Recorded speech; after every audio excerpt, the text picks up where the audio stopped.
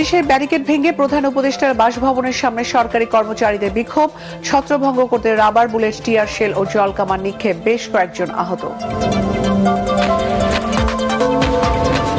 বিকেলে বিএনপি নির্বাচনী ইশতেহার ঘোষণা করবেন তারেক রহমান। প্রাধান্য পাবে ফ্যামিলি কার্ড, কর্মসংস্থান, শিক্ষা ও স্বাস্থ্য।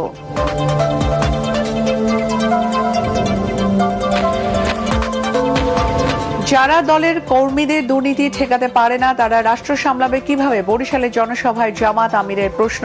দেশকে গোরস্থানে পরিণত করেছিল আওয়ামী লীগ। 5 আগস্টের পরে যারা চাঁদাবাজি, দখল বাণিজ্য করেছে, নির্বাচনে তাদের প্রত্যাখ্যান করবে জনগণ। সাভারে নির্বাচনী সমাবেশে নাহিদ ইসলাম। এবং ভোটের আর মাত্র 6 দিন বাকি। শেষ মুহূর্তে প্রার্থী সমর্থকদের দৌড়ঝাঁপ, প্রতিশ্রুতি দিয়ে ভোটারের মন জয়ের চেষ্টা।